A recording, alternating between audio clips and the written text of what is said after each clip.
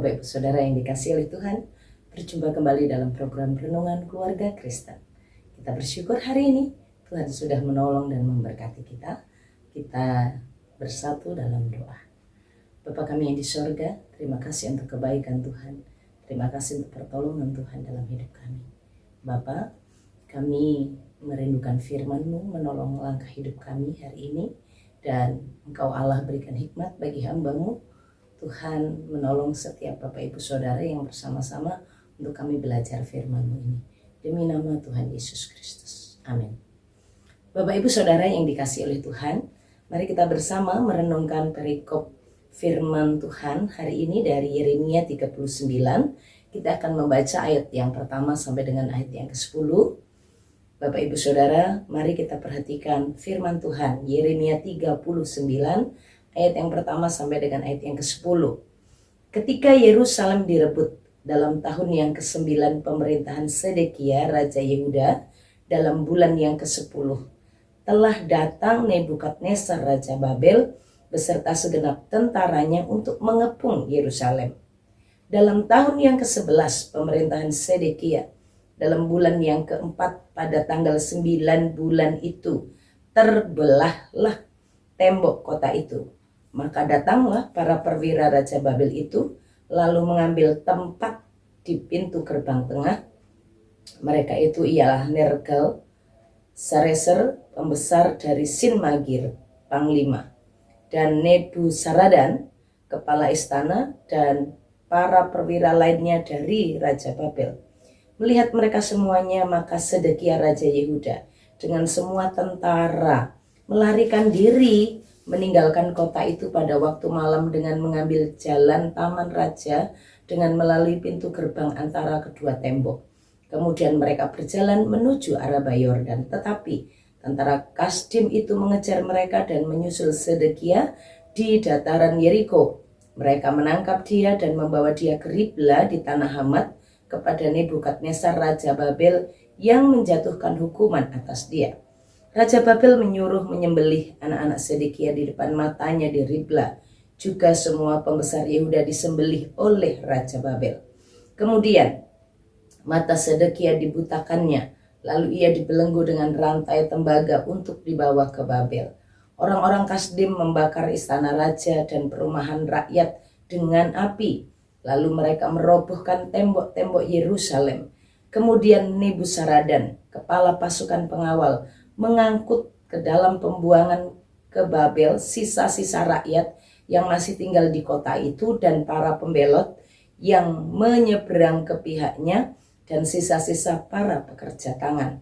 Tetapi sebagian dari rakyat, yakni orang-orang yang miskin yang tidak mempunyai apa-apa, ditinggalkan di tanah Yehuda oleh Nebuzaradan, kepala pasukan pengawal. Pada waktu itu juga diberikannya kebun-kebun anggur dan ladang-ladang kepada mereka. Terpujilah Tuhan. Bapak Ibu Saudara yang dikasihi oleh Tuhan, teks perikop perenungan kita hari ini sangat jelas menolong kita untuk mengerti bagaimana Allah menggenapi janjinya. Allah menggenapi janjinya, Bapak Ibu Saudara, sudah bertahun-tahun dari sejak zaman Yosia. Nabi Yeremia telah menyampaikan peringatan-peringatan dari Raja Yoyakim sampai ke zaman Raja Sedekia.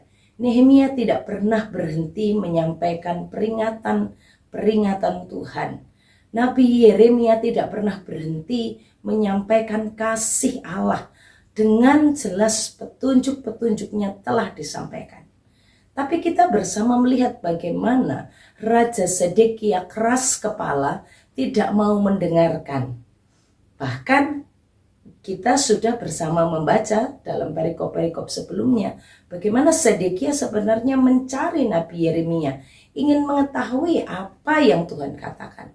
Tapi dalam perikop ini kita melihat tindakan akhir, puncak tindakan dari seorang Sedekia, Raja Sedekia, adalah orang yang keras kepala, lebih mendengarkan apa kata orang-orang di sekelilingnya, para pengikut-pengikutnya, daripada mendengarkan suara Tuhan, daripada mendengarkan kasih Allah yang telah dinyatakan. Kasih Allah telah memberitahu kepadanya, kamu menyerah saja, jangan lari. Karena kalau kamu menyerah, kamu akan hidup, keluargamu akan hidup. Memang kamu dibawa ke pembuangan, tetapi kamu akan selamat. Bapak Ibu Saudara, bagian ini dengan jelas bagaimana proses runtuhnya Yerusalem terjadi tahun 586. Sebenarnya Nebukadnezar telah mengepung mereka itu tahun ke-9 pemerintahan Sedekia. Dan peristiwa ini terjadi tahun ke-11. Jadi bisa dikatakan hampir 2 tahun begitu ya Bapak Ibu Saudara. Hampir 2 tahun karena di ayat 1 dijelaskan tentang dalam bulan yang ke-10 dia mulai datang untuk mengepung. Bulan ke-10 pemerintahannya di tahun 9 dan tahun ke-11 itu terbelah tahun ke-11 bulan yang ke-4. Ya, Bapak Ibu Saudara, 1 tahun setengah mereka mengalami pengepungan dan firman Tuhan tidak pernah berhenti. Bapak Ibu Saudara, kita belajar dari bagian ini. Sebagai orang percaya, jangan hanya mendengarkan saja, tapi lakukanlah, maka kita akan selamat. Tuhan menggenapi apa yang dikatakannya. Berkat diberikan kepada orang yang taat, tapi kehancuran diberikan kepada orang yang melawan. Berkat diberikan kepada orang yang taat, tapi kehancuran menjadi bagian orang yang melawan.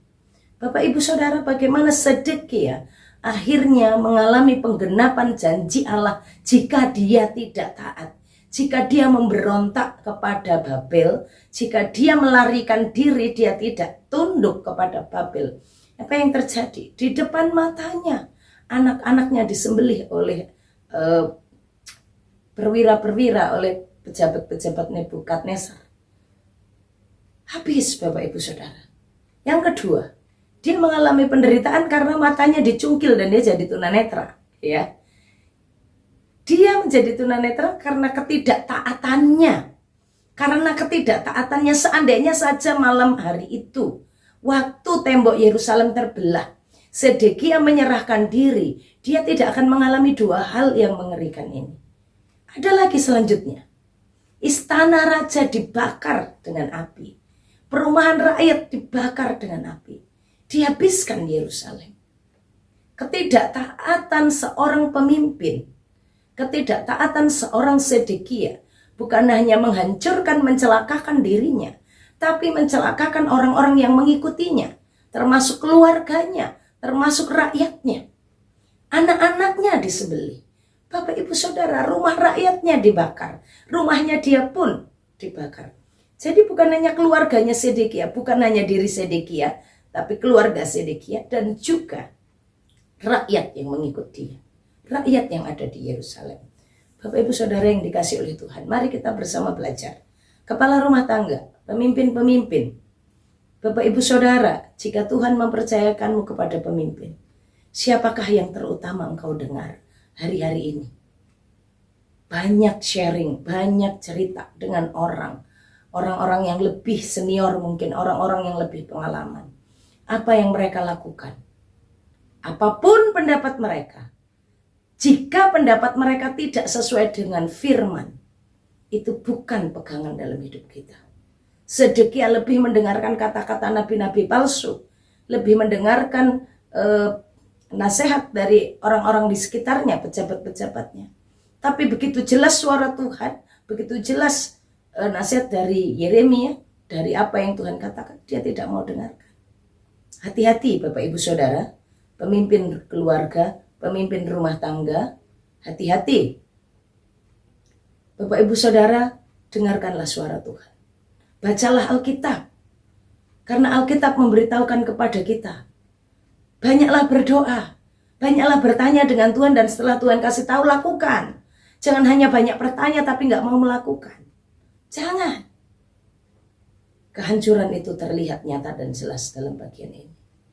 Yang kedua, sebagai seorang anak di tengah-tengah keluarga, seperti Sedekia, menjadi pemimpin, tapi dia adalah pemimpin dari umat Israel, pemimpin dari Yehuda, dan Tuhan mengasihinya. Tuhan itu seperti Bapa yang sayang loh kepada Sedekia. Tuhan tuh maha tahu, mengerti apa yang akan terjadi. Maka Tuhan kasih tahu kepada Sedekia, jangan memberontak, jangan melawan, ikut aja. Kamu akan tetap hidup, keluargamu akan tetap hidup, baik. Tapi apa yang dilakukan oleh Sedekia? Bapak Ibu Saudara, saudara-saudara muda, generasi Z, generasi apa saudara sekarang yang saudara masih angkatan muda lah di tahun ini. Kita sebagai generasi muda ini kadang kita berpikir banyak, merasa diri lebih cerdas, merasa diri lebih pintar. Waktu Tuhan pakai orang tua kita, memberi nasihat, hati-hati bergaul, hati-hati berpacaran, hati-hati bekerja. Orang tua tuh banyak bicara, memberikan nasihat. Sama seperti Yeremia yang juga diutus Tuhan, yang gak mungkin lah mencelakakan anak-anaknya. Tapi apa yang saudara-saudara muda lakukan terhadap nasihat orang tua itu? Meremehkan, menganggap ini sudah jadul, menganggap ini gak mungkin lah cocok. Kami ini lebih pintar, kami ini lebih belajar. Satu hal yang harus kita belajar dalam bagian ini. Dari peristiwa hancurnya dan runtuhnya Yerusalem, dengarkanlah peringatan-peringatan. Dengarkanlah peringatan-peringatan. Dengarkanlah nasihat-nasihat itu dan lakukan. Saudara-saudara, bahkan mungkin kalau di rumahmu engkau dinasihati papa mamamu, kalau boleh telingamu kau tutup pakai headset, engkau dengarkan musik lain daripada dengarkan suara mereka. Dosa, saudara. Orang tua itu juga dipakai oleh Allah. Orang tua itu memberikan nasihat karena sayang. Saudara jangan merasa lebih pintar. Saudara jangan merasa lebih hebat. Kalau ada peringatan itu sebenarnya adalah kasih Allah. Hari ini, sebelum tahun berganti, mari kita menata hidup kita yang pertama. Carilah Tuhan, dengarkan dan lakukan apa yang Tuhan sudah firmankan. Hargai setiap peringatan-peringatan yang Tuhan berikan. Terima, hargai setiap nasihat-nasihat yang Tuhan berikan melalui orang tua kita. Saudara ingat, berkat Tuhan berikan bagi yang taat. Kehancuran terjadi bagi orang-orang yang melawan. Perhatikan dalam ayat yang ke-10 bagaimana Allah memperhatikan orang-orang miskin yang tidak memiliki apa-apa. Orang miskin yang tidak punya rumah lagi, yang tidak punya apa-apa. Tuhan pakai Nebuzaradan untuk melepaskan mereka. Mereka diberi kesempatan untuk tetap tinggal. Bahkan apa? Bahkan mereka menerima kebun-kebun anggur. Bahkan mereka menerima ladang-ladang. Di dalam ayat yang ke-10. Pada waktu itu juga diberikan kepada mereka kebun-kebun anggur dan ladang-ladang kepada mereka. Di saat Sedekia mengalami kebutaan, kehancuran, istana rumahnya dibakar. Tapi rakyat miskin yang tidak punya apa-apa, yang tidak bisa kemana-mana, yang gak bisa ngapa-ngapain, Tuhan perhatikan mereka, Tuhan kasih kebun-kebun anggur. Artinya gak hanya satu loh. Dan Tuhan juga berikan kepada mereka ladang-ladang. Bapak Ibu Saudara, mari kita menjadi pelaku-pelaku firman. Hidup dalam ketaatan, berkat Tuhan sediakan. Mari kita berdoa. Bapa kami yang di surga, kami mohon, tolonglah kami ya Tuhan, untuk menjadi anak-anak Tuhan yang setia melakukan firman Tuhan. Ajari kami bukan hanya menjadi pendengar dan pembelajar, tapi ajari kami untuk mampu melakukannya dalam hidup rumah tangga kami, dalam kehidupan kami, menjalani pekerjaan kami. Tuhan, tolonglah kami supaya kami menjadi umat yang taat dari apa yang Tuhan katakan. Ajari kami untuk mendengarkan suara Tuhan, memperhatikan suara Tuhan daripada nasihat orang-orang di sekitar kami. Tuhan, jadikan anak-anak setia menghargai nasihat setiap orang tua. Berkatilah kami demi nama Tuhan Yesus Kristus. Kami mohon, arahkan hatimu kepada Tuhan dan terimalah berkat-Nya. Tuhan memberkati engkau dan melindungi engkau. Tuhan menyinari engkau dengan wajah-Nya dan beri engkau kasih karunia. Tuhan menghadapkan wajah-Nya kepadamu dan beri engkau damai sejahtera dari sekarang sampai selama-lamanya. Amin. Shalom, Tuhan Yesus.